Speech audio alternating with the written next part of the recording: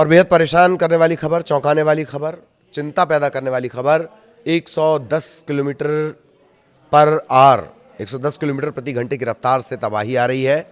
IMD ने ये चिंता बढ़ाने वाला अपडेट दिया है, आर्मी को अलर्ट करना पड़ा है। नमस्कार, मैं ललित प्रजापति। मौसम से जुड़ा एक बड़ा अपडेट आपको जानना चाहिए। भारत के एक बड़े हिस्से, खासतौर पर दक्षिण भारत के, उसे ये सीधे सीधे प्रभावित करेगा। बंगाल की खाड़ी में बने चक्रवात मोन्था ने 3 राज्यों की सांसें फुला दी हैं। भारत मौसम विभाग ने इसे गंभीर चक्रवाती तूफान की श्रेणी में रखा है। क्या है ये?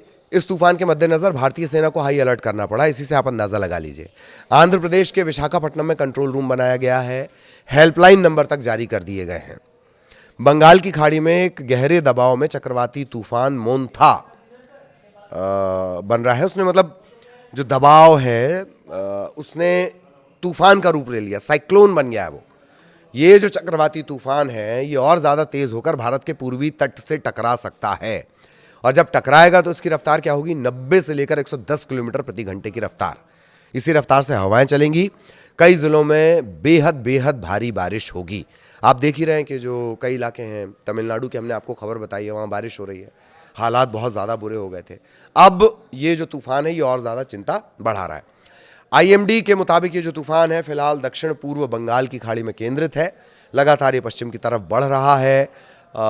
ये पोर्ट ब्लेयर से, अभी जो जानकारी है लेटेस्ट, पोर्ट ब्लेयर से तकरीबन 460 किलोमीटर पश्चिम दक्षिण पश्चिम, और चेन्नई से 950 किलोमीटर पूर्व दक्षिण पूर्व, और काकीनाडा से 970 किलोमीटर दक्षिण पूर्व में स्थित था। लेकिन ये थोड़ा सा पुराना अपडेट है, बहुत तेज़ी से ये अपनी आगे बढ़ रहा है। मौसम विभाग का मानना है कि मोटा मोटी 28 अक्टूबर, 1-2 दिन के भीतर, शाम को या रात को ये आंध्र प्रदेश के मछलीपट्टनम कलिंगपट्टनम के बीच काकीनाडा के पास टकरा सकता है। ठीक है, अब चूंकि बात निकली है तूफान की तो मोन्था का मतलब भी जान लीजिए। मोन्था का मतलब है क्या? थाईलैंड की जिम्मेदारी इस बार चक्रवाती तूफान का नाम देने की थी, तो थाईलैंड ने इस चक्रवाती तूफान का नाम मोन्था रखा है। थाई भाषा में इसका अर्थ होता है सुगंधित या सुंदर फूल। मतलब अलग अलग ये जिम्मेदारी आती है हर बार साइक्लोन का नाम रखने की। तो आमतौर पर अपने यहाँ हर देश जो है वो अपने यहाँ से जुड़ी किसी चीज़ को लेकर इसका नाम रख देता है, किसी परंपरा को लेकर, किसी स्टोरी को लेकर रख देता है। तो थाई भाषा में मोन्था का अर्थ क्या होता है? थाईलैंड ने इसका नाम रखा चक्रवाती तूफान का मोन्था। मोन्था का अर्थ थाई लैंग्वेज में होता है सुगंधित या सुंदर फूल। इधर भारतीय मौसम विभाग यानी आईएमडी ने इसे सीवियर साइक्लोनिक स्टॉर्म यानी गंभीर चक्रवाती तूफान की कैटेगरी में रखा है। आईएमडी के जो वैज्ञानिक हैं एस करुणासागर, उनका कहना है कि 26 अक्टूबर से आंध्र प्रदेश के के पास है, 26 अक्टूबर से आंध्र तट के पास 45 से 55 किलोमीटर प्रति घंटे की रफ्तार से हवाएं चलने लगेंगी, और ये हवाएं धीरे धीरे बढ़ेंगी। धीरे धीरे ये 90 से 110 किलोमीटर प्रति घंटे की रफ्तार तक पहुंच सकती हैं। इसका असर देखते हुए आंध्र प्रदेश, ओडिशा, तमिलनाडु, यहाँ पर हाई अलर्ट घोषित कर दिया गया है। मौसम विभाग ने जो जानकारी दी है, आईएमडी ने जो जानकारी दी है, उसके मुताबिक दक्षिण पूर्व बंगाल की खाड़ी में बना ये गहरा दबाव पश्चिम उत्तर पश्चिम दिशा में 6 किलोमीटर प्रति घंटे की रफ्तार से आगे बढ़ रहा है। इसी को कैलकुलेट करके बताया गया है कि भैया 28 तारीख के आसपास ये टकरा सकता है। 26 अक्टूबर 2025 की अगर सुबह की बात कर ली जाए भारतीय समय के मुताबिक, ये उस इलाके में सेंट्रलाइज था। मौसम विभाग ने बताया कि दबाव जो अक्षांश है 11.2 डिग्री पर, और जो देशांत है उत्तर और देशांतर 87.1 डिग्री के आसपास ही स्थित है। मौसम विभाग का ये भी अनुमान है कि जो दबाव है वो अगले 24 घंटे में और गहराएगा, यानी और ज़्यादा बढ़ेगा।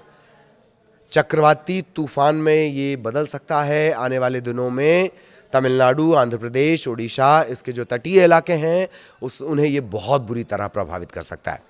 तमिलनाडु में इसके मद्देनज़र भारी बारिश का अलर्ट भी जारी कर दिया गया है। मछुआरों को कहा गया है कि वो समुद्र तट से दूर रहें, अंदर ना जाए। कई हिस्सों में भारी बारिश भी होगी, ये भी बता दिया गया है। चेन्नई स्थित जो क्षेत्रीय मौसम विज्ञान केंद्र है RMC, उसने रविवार को राज्य के 6 जिलों के लिए भारी बारिश का पूर्वानुमान पहले ही जारी कर दिया है। मछुआरों को समुद्र तट पर ना जाने की सख्त चेतावनी दी गई है। मौसम विभाग के मुताबिक मध्य और पूर्वी बंगाल की खाड़ी के हिस्सों में निम्न दबाव सक्रिय है। इससे तमिलनाडु के तटीय इलाकों में तेज़ हवाएं चल रही हैं इनफैक्ट, और बारिश भी शुरू हो गई है। चेन्नई, चेंगलपट्टू, तिरुवल्लूर, कांचीपुरम, रानीपेट, विलुपुरम, ये जो ज़िले हैं यहाँ पर भारी बारिश होगी। पुडुचेरी यानी पौंडीचेरी में भी जोरदार बारिश का पूर्वानुमान लगाया गया है। मौसम विभाग का कहना है कि सोमवार को बारिश का असर जो है वो और ज़्यादा बढ़ेगा। बारिश शुरू हो चुकी है, कई जगह पर होने वाली है, सोमवार को ये और ज़्यादा बढ़ जाएगा। ख़ास तौर पर जो तिरुवल्लूर है, चेन्नई है, रानीपेट है, यहाँ पर भारी बारिश, बहुत ज़्यादा भारी बारिश हो सकती है। इसके अलावा चेंगलपट्टू, कांचीपुरम, वेल्लोर, विलुपुरम, पुडुचेरी में भी तेज़ बारिश होगी, आंधी भी चल सकती है। आंध्र प्रदेश में तो बाकायदा कंट्रोल रूम बना दिया गया है, हेल्पलाइन नंबर जारी कर दिया गया है, प्रशासन ने अपनी सतर्कता बढ़ा दी है। सभी ज़िलों में भी डिस्ट्रिक्ट वाइज भी कंट्रोल रूम बना दिए गए हैं। अधिकारियों को अलर्ट पर रहने के निर्देश दे दिए गए हैं। विशाखापट्टनम कलेक्ट्रेट में कंट्रोल रूम बना दिया गया है, जहां लोग चक्रवात से जुड़ी किसी भी समस्या के लिए मदद ले सकते हैं। इसके लिए हेल्पलाइन नंबर भी जारी किया गया है। आपका कोई परिचित हो तो उसे बता दीजिएगा भाई। 0891-0891 2590-102 2590-102। एक और नंबर है 0891-0891 2590-100 2590-100, ये 2 नंबर जारी किए गए हैं। विशाखापट्टनम के जो कलेक्टर हैं MN हरेंद्र प्रसाद, उनका कहना है कि स्टाफ शिफ्ट के आधार पर काम कर रहा है और 24 घंटे 24/7 जैसे प्राइवेट दफ्तरों में काम होता है, कॉरपोरेट दफ्तर में उस तरह का काम होगा। रायलसीमा में रेड अलर्ट है, स्कूल कॉलेज बंद कर दिए गए हैं। तटीय ज़िले, आंध्र प्रदेश सरकार ने निर्देश दिया है। रायलसीमा इलाके में रेड अलर्ट जारी है। मुख्यमंत्री चंद्रबाबू नायडू ने कहा कि शनिवार को सभी जिला कलेक्टर, पुलिस अधीक्षक, उनके साथ एक आपात बैठक उन्होंने सैटरडे को ही कर ली थी, समीक्षा भी कर ली है। निर्देश ये दिया है कि ज़रूरी सेवाओं में किसी तरह की रुकावट नहीं आनी चाहिए। ज़रूरत पड़ता है तो स्कूल कॉलेजों में छुट्टियां भी घोषित कर दी जाए। अधिकार अब ये किसको हो जाएगा? कलेक्टर को हो जाएगा। सीएम ने कहा है चंद्रबाबू नायडू ने एनडीआरएफ और एसडीआरएफ की टीम को संवेदनशील जिलों में तैनात कर दिया जाए। काकीनाडा में हॉस्पिटल ऑन व्हील्स, चलता फिरता हॉस्पिटल, मोबाइल हॉस्पिटल, इसका अरेंजमेंट रखा जाए। बिजली और पेयजल आपूर्ति निर्बाध रहनी चाहिए। निर्बाध मतलब इंटरप्शन नहीं होना चाहिए उसकी सप्लाई में। हालांकि आमतौर पर अगर 100 किलोमीटर के आसपास हवा की रफ्तार रहेगी तो निश्चित तौर पर ये दोनों जो सप्लाई हैं, काय की, बिजली की और पानी की, इस पर असर पड़ता ही है। सरकारी अधिकारी बता रहे हैं कि गुंटूर, नेल्लोर, चित्तूर, काकीनाडा, बापटला इसे सूर्यलंका बीच के तौर पर भी जाना जाता है, बापटला और वायसार कडप्पा जिले में स्पेशल कंट्रोल रूम बनाए गए हैं। 27-28 अक्टूबर को सारे स्कूल कॉलेज बंद रहेंगे।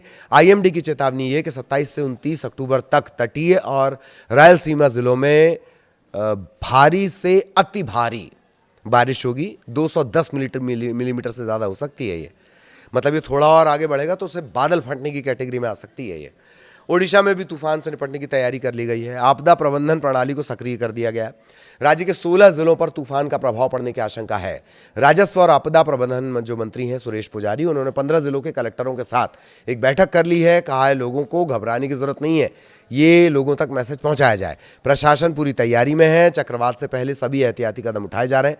एक बात और जान लीजिए, उड़ीसा ने इतना झेला है ना इन तूफानों को कि उसका जो सिस्टम है तूफानों से पहले अपने पब्लिक को अलर्ट करना और ड्यूरिंग साइक्लोन और आफ्टर साइक्लोन, इतना बेहतरीन मैनेजमेंट उड़ीसा की तरफ से किया जाता है, वो काबिले तारीफ़ है।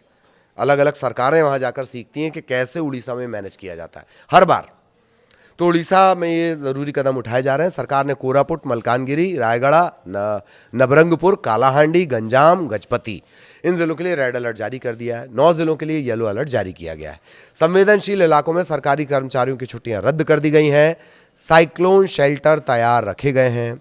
तमिलनाडु में भारी बारिश होगी, आईएमडी ने साफ कर दिया है।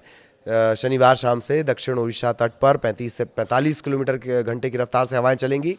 रविवार को 65 तक पहुंचेंगी। सोमवार शाम तक 80 से 100 तक किलोमीटर प्रति घंटे की रफ्तार तक ही पहुंच सकती हैं। तमिलनाडु के जो तटीय इलाकों में हल्की और मध्यम बारिश वहाँ पहले ही शुरू हो चुकी है। चेन्नई, नागपट्टिनम, कुड्डालोर, ये जो ज़िले हैं 4 से 5 दिन तक झमाझम बारिश रहेगी। ये अपडेट इसलिए भी ज़रूरी है, तमिलनाडु अभी अभी बारिश के कहर से उभरा है, लेकिन अभी फिर वहाँ पर लगातार बारिश जारी रहेगी। कम से कम 5 दिन तो तमिलनाडु को अलर्ट रहना है। इससे जुड़ा, तूफान से जुड़ा अपडेट आगे भी आप तक पहुँचाएंगे। नमस्कार।